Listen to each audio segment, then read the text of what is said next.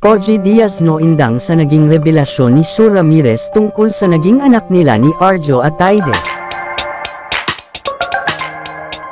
Dahil nga sa pagkakasangkot ni Sue Ramirez sa hiwalayang Arjo Ataide at Maine Mendoza ay tila di na nga nakapagtimpi si Sue at tuluyan na nga itong nagsalita.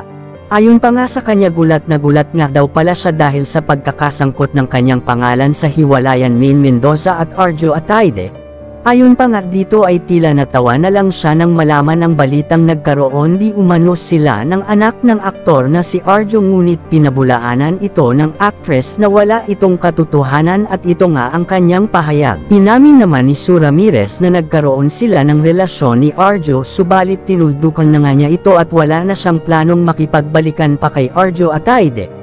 Pangarap naman ni Sue na magkaroon ng anak subalit wala diyang anong katotohanan na nagbunga ang pagsasama nila ni Arjo at kung magkakaanak man siya ay doon siya sa lalaking kanyang pinili at itinadhana para sa kanya.